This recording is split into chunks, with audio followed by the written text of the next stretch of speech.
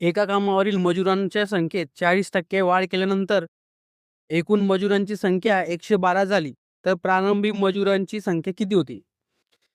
मित्रांनो, कोणतीही संख्या वाढण्याआधी किंवा कमी होण्याआधी ती 100% असते आणि नंतर तिच्यामध्ये वाढ किंवा घट होत असते. तर आधीची ओरिजिनल संख्या ही 100% आणि वाढली आहे 40%.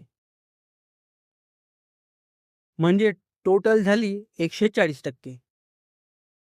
तर मित्रांनो, ही 112 जी वाढल्यानंतरची संख्या आहे, ती संख्या आहे 140% ची आणि आपल्याला काढायची आहे पूर्वी किती लोक होते म्हणजे 100%.